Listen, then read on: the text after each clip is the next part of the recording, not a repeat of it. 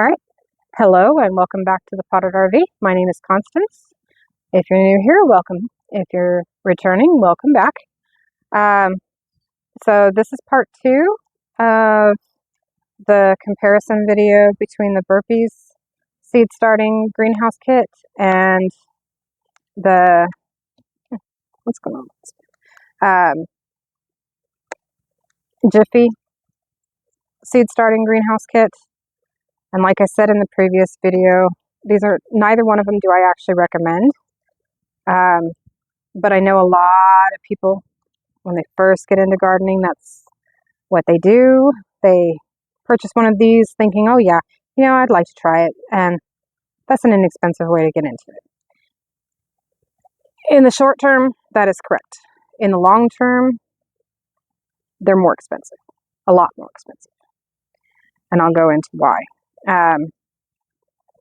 Because one, these are, like I said in the first video, these are not reusable. They're not. They'll last maybe 1 or 2 seasons maximum. They're not going to hold up much longer than that. And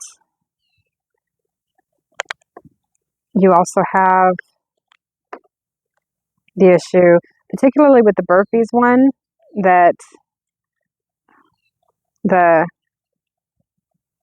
inserts, it's not the exterior plastic, it's the insert that is unfortunate.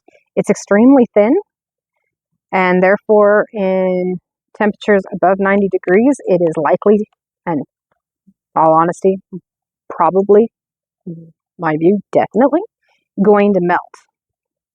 As this one has done while sitting on the shelf in the store I purchased it from. It's already melted. And I showed that in the last video, and I'll show it again in a minute. As soon as I get the rest of this broke up, I need to, with the Burpees ones, these little pods, they have to be broken up because they're just going to swell straight up like a, let's see if I can pull one out without, they swell straight up like that. That's just how Coco Coir behaves. I don't mind it.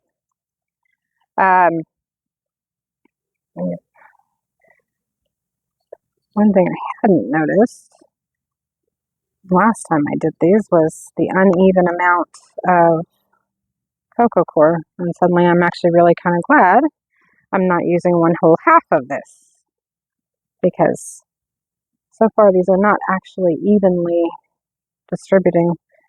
They had the first time I used them, so it might be just this one, and it might be just the amount of water that's absorbed in each pot is different, and that will happen when you're on an uneven surface, which I'm on an uneven surface. So now I'll do this in another. I've got something I want to tell everybody, and I think I'll do it in a short, so you'll probably end up seeing it before this video goes live. It is so funny to me. I guess I should have prepped this fully before, but it's nearly done. All right, it's done. So, like I said, I don't use in the other video I explained, I do not use the stakes they put in for identifying what's in what row. I just don't. I don't use them. So I'm not going to use the ones that came with. There's no point. You use them all the same. One's half dozen the other, really. I just find them a bit more flimsy than the ones I purchase. And I'll link the ones I purchase because they're, in all honesty, not very expensive. Normally I would press this far further down. I would not have it this loose. That's another thing that I had forgotten about that I do remember as I'm going through this now. Both of them are a lot looser than I would want seeds started in. I tend to press my seed starting mix down. I know, it doesn't want to come out. But I don't want to use, I have, for another video, I have purchased seed starting mix, but I don't want to use it. I want to keep this as it is if you've gone to the store and purchased it. There's only one thing I'm going to recommend that you do, and that is to lightly fertilize it. Just a light fish fertilizer, cut it down by a fourth of what it recommends, and fertilize it. These are completely sterile, and obviously in my last video I did explain that you really ought to go ahead and inoculate them with mycelium, which you can purchase even at Walmart. I was actually really impressed. I saw it at Walmart today. So this one is the seed planting one of the 3 videos it's going to be, because this is going to be a 3-part series.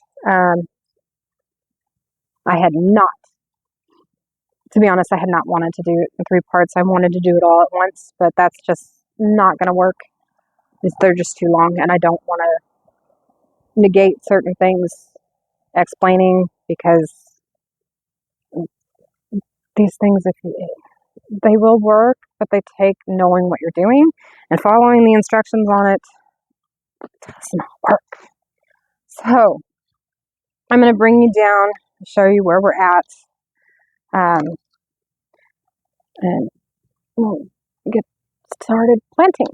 So let's bring you down. Okay, so right now we have these, which to me, they're a little overwhelmed with water.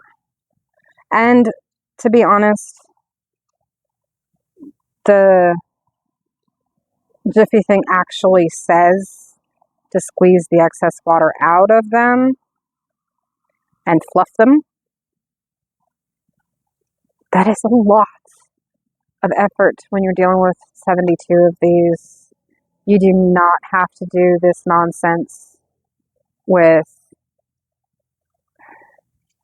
just reusable ones. You don't. Just like you don't have to sit there and stir them. I'm only going to do half of them like that, and I'm not going to get crazy with it. I don't think you need to get crazy with it, in all honesty. You fluff them up a little bit, but I wouldn't get crazy with it. Like I said, if you're further along and you just came across this video and you haven't seen video 1, I'll repeat. If you're going to use these, take this mesh off when you go to plant your seedlings. This mesh you will find in your garden years and years down the road. It does not biodegrade the way Barrymores claims it does. It does not. It doesn't. And I think every gardener who's ever used these has the same issue with years down the road, they're still pulling them out of their garden because they're not as bad as the old ones. I mean, they years and years ago, I remember seeing it, and it was this weird, like, netting, and it actually did say to remove the netting, but I think they went with this mesh because people were complaining because they'd find it all over the place because it wasn't meant to biodegrade with the pods, and they were assuming that that's what you can do when it's supposed to be air pruning. I'm not sure, but this mesh does not biodegrade. It probably does, but nowhere near as quickly as you need. It does feel like some sort of fabric, a very thin fabric. It just doesn't biodegrade quickly enough.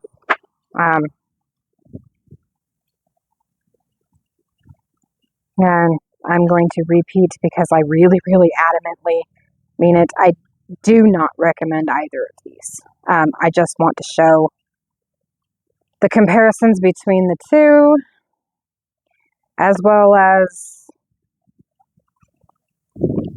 if you've already purchased them, show how you can still make them work and you haven't wasted your money per se.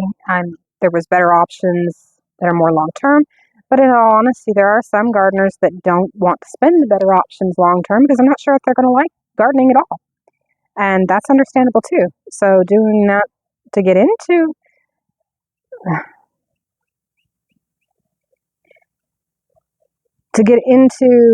gardening and find out whether or not you even enjoy it, purchasing these is actually perfectly legitimate, but you're not going to enjoy it if you try to follow the instructions on some of these, particularly the Jiffy ones, because of this netting.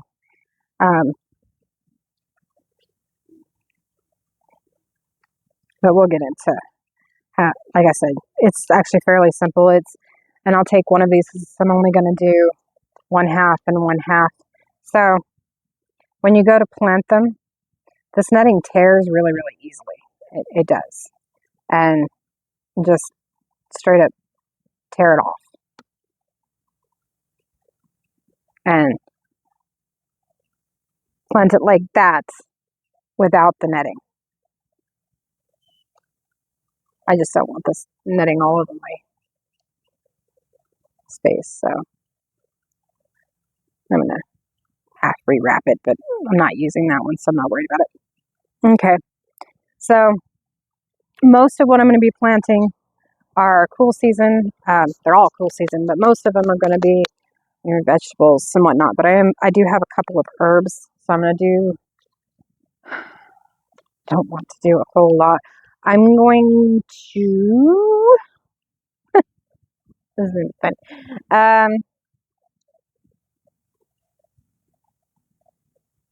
Okay, so they're each 6 rows long. They're both each 6 rows long.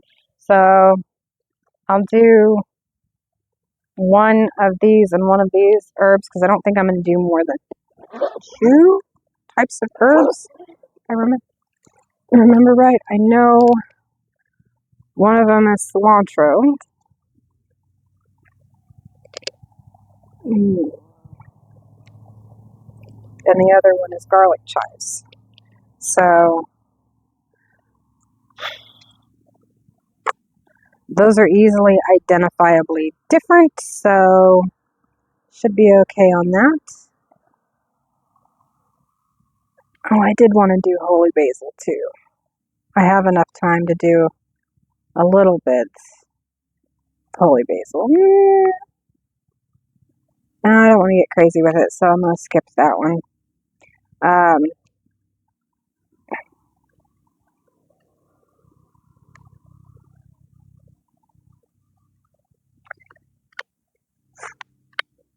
Yeah, we'll just do these 2. So I'm going to show real quick. I use a different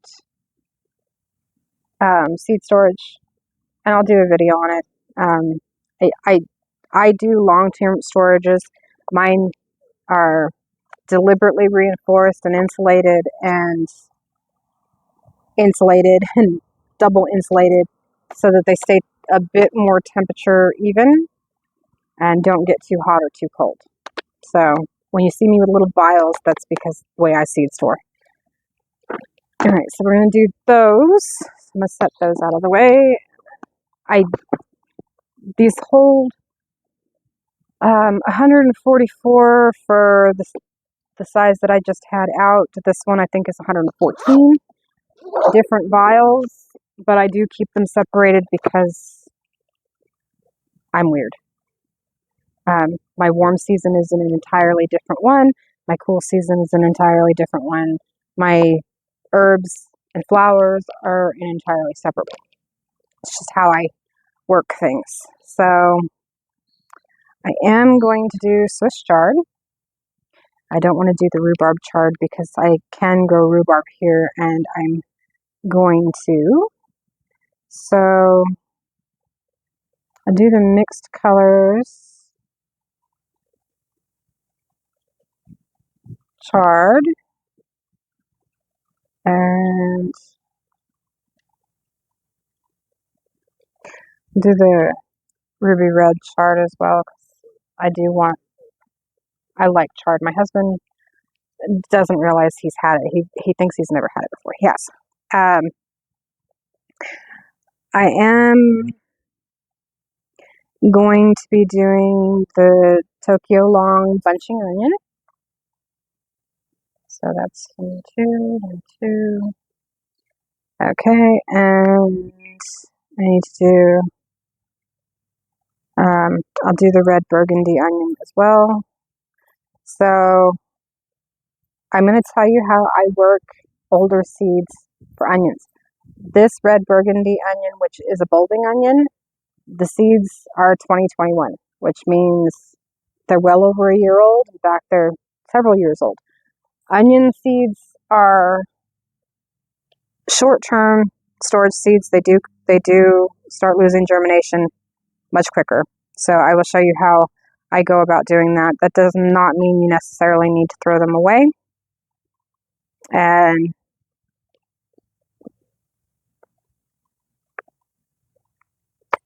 that's just, why is this chart over here? This chart shouldn't be over here. Okay, whatever. I'll sort through that. So I'm going to do some lettuces, and I'll probably end up doing several lettuces, but I do want to do some, I think I have some broccolini. If I don't, I'll end up ordering it. Let's see. I'm going to do red deer tongue, which is cutting lettuce. It's a cut and coming stem lettuce.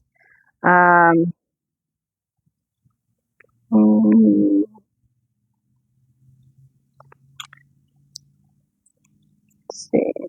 Do some Grand Rapids lettuce. This is also an older seed, so if it doesn't come up, it might be a seed problem. And I'll do some of my romaine. This is harvested from my gardens in Arizona. It's supposed to be Paris Island romaine. I know for a fact that it's a cross between two different kinds. So that's okay. So let's see. 2, so there's 3, 4. So we're 4 rows in. A few more that I need to pick.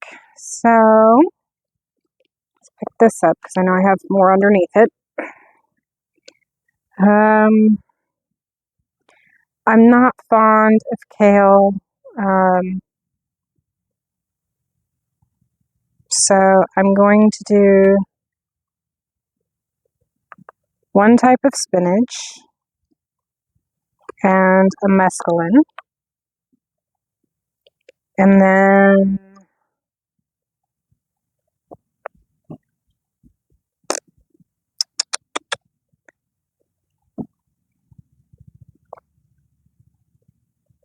I'll do all-season cabbage and Brussels sprouts. So I'm keeping them pretty much in the same general families, with the exception of the chard and the cilantro. They're both herbs, but they do not belong to the same families. So I'm going to close that off. So we're going to start with my son dried out my regular markers, so I'm having to use a different one. So these are the ones I use. I purchased them, and I've used these for years and years now. So they're just easier on me. I use permanent marker because they handle better in the rain and wet, which is and can be definitely a problem. So I don't need both of these. Let's put the other one in there. Okay. All right. So I'm going to move these all. And that is the one advantage to the way I seed store. don't have spilling issues when I'm not ready to mess with things spilling all over the place, which is really, really nice. Make sure I have these the way they're going to be planted. Should have, where's the spinach? Okay.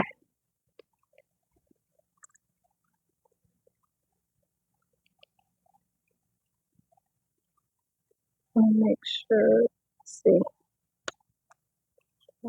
Types. Okay, I think I have an extra one that I hadn't meant to pull. I think that's the Grand Rapids one. Yep. We'll set that aside because I might have mistaken. Separating these off into the rows I intend them to be helps too.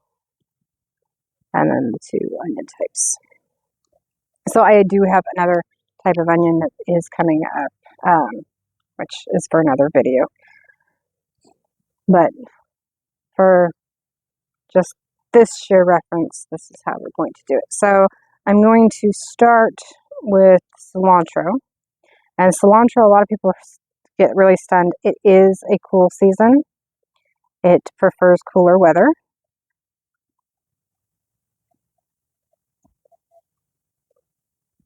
And I'm going to do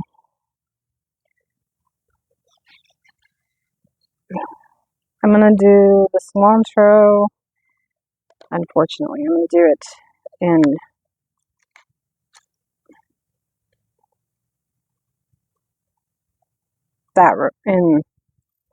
the Jiffy ones.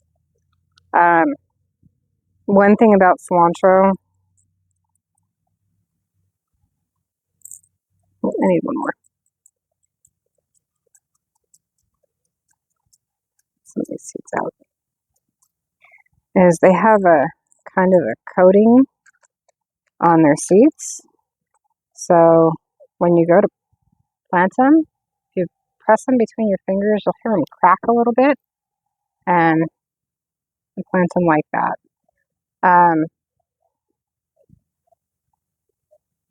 That's how I tend to plant them. They almost always split in half, but they do still sprout for me. And I do believe they are actually a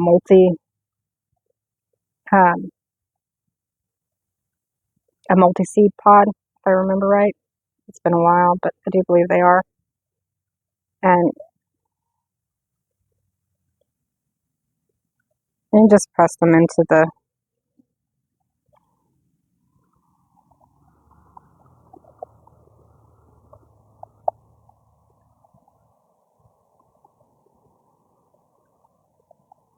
I'm going to put one more into that one, just to be on the safe side.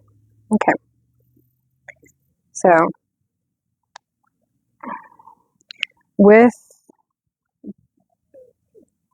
personally, I find these to be a little harder to plant in. The Jiffy ones, I do find a little harder. Bring this down so we can be looking at both of them as best I can. There we go. I do find these a bit harder because they are darker. So especially with dark seeds, which is why I'm doing the common chives over here on these, which is actually down one more row, and I'm going to pull it this way just so you can see, hopefully. Yeah, okay. Hopefully I'm in the right view. So I've been having problems with common chives coming up. And even when they're new seeds and I know they're new and I've still had problems with them. So with chives, instead of doing 1 or 2 seeds, I'm literally going to kind of carpet the pod and really carpet the pod. I do this even with garlic chives. It's kind of grass-like, so that's one of the reasons why I do.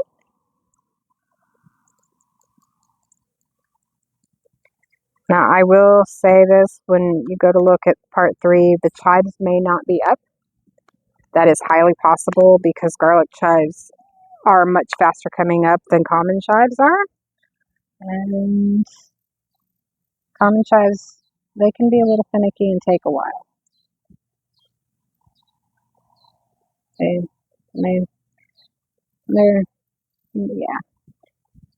They're special.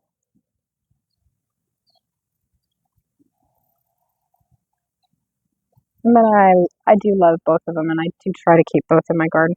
They are perennial. If you can get them to come up, they are perennial. All right, so those are the chives. Now, one thing, if you can see, maybe this way. So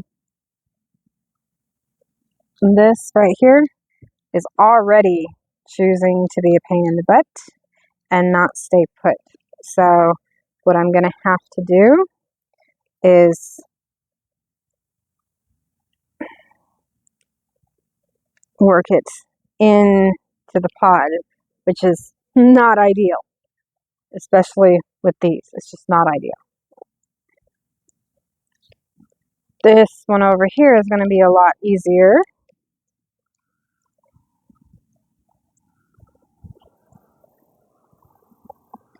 Entirely because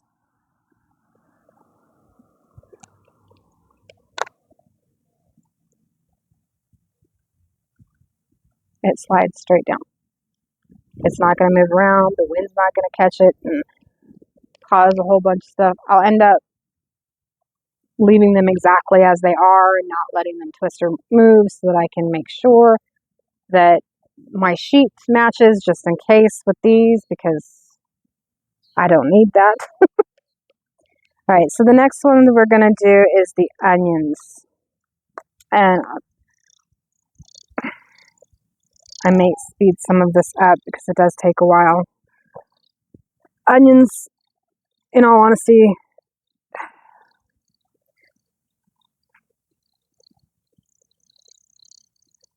I think I'll do the Tokyo Longs over in here because they're a bunching onion. And the burgundies now, like I said, these may not come up at all because they are an older seed. So I'm going to, by all sudden count, that is a lot for 6 pots. But there's a reason why, and that is because with onions, they are a short lasting seed. They do start degrading pretty quickly. These, I'm going to really open up, and I do mean really open up. I don't care if I lose some soil here because I don't want these. I want to make sure I can identify that they are still germinating and they're going to have a crappy germination rate. I can almost guarantee that. I'm okay with that. I know that. That's fine. But just like I did with the chives, I'm going to do the same thing with these because they're older seeds. I'm really going to hedge my bets and kind of carpet. And that is a lot more onion seeds than you would normally plant in a pod that size. But there is a reason, and that's because these are older seeds, especially with bulbing onions. But like I said, these are much older seeds, so I'm hedging my bets that I'll get at least one to come up.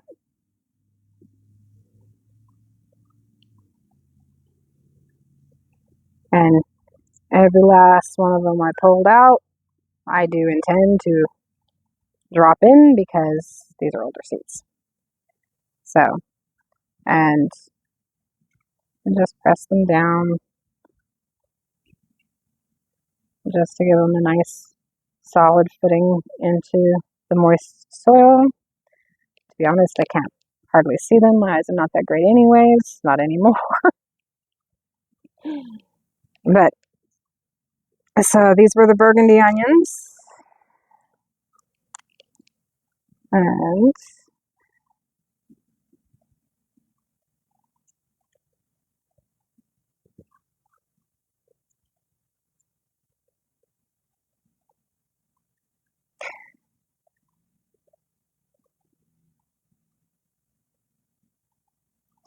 I will deliberately mark them as bulb. I don't spell it right, I don't care. I'm not trying to be perfect on the spelling. I mark them that way so that I know they're not a bunching or a green onion when they come up. I only work the sun to the soil. Fun and enjoy. Alright, and then I'm just go ahead and write Tokyo long bunching on this one.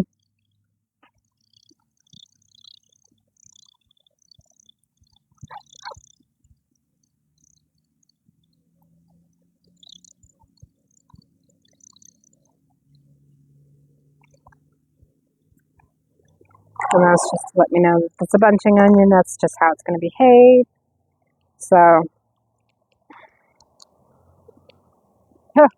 yeah, I'll be doing a lot of editing on this one because this video is already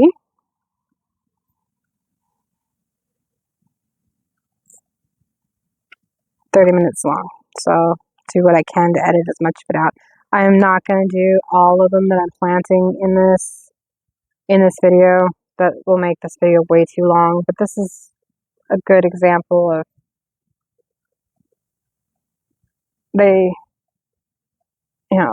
planting methods with them is no different than you would plant with anything else, except for these. They're meant to put one single seed in each pod, which isn't always ideal. Like with older seeds, like this is an example. I really had to spread them out, and that can be a pain because when you have older seeds, you're hedging your bets. That's just what you're doing. You're going to have to plant quite a bit of them in order to get something to come up. That's pretty standard. These Tokyo long seeds are also older seeds, but they're not as old as the burgundy seeds. I don't throw them out, even if they say that they're 5-6 years old. I'm still going to test their germination. If they crap out on me, then that's fine. I can always purchase more seeds. I don't throw away seeds. All right. So I'm going to go ahead and probably end this video here,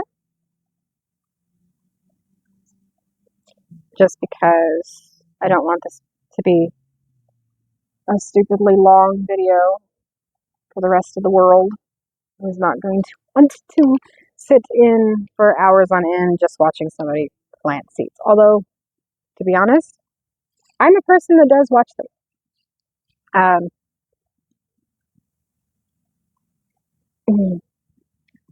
So I am going to go ahead and end this video here. It's going to be already a long video. I know it's only 2 per pod, but in all honesty, if we went through all of them, this video would be a few hours long. Nobody wants that. When it comes to these, all 3 of these videos are going to be on Mondays for the next 3 weeks. Keep your eyes open for them. If you want to watch them, obviously, I understand if you don't want to watch how these turn out because you've already learned your lesson with these. Completely understand. Been there, done that. But I want to show it. And I also want to show that if you've already purchased them, there is a way to make them work. So I will see you on the next one. And if you liked this video, please like and subscribe. Have a good day, guys.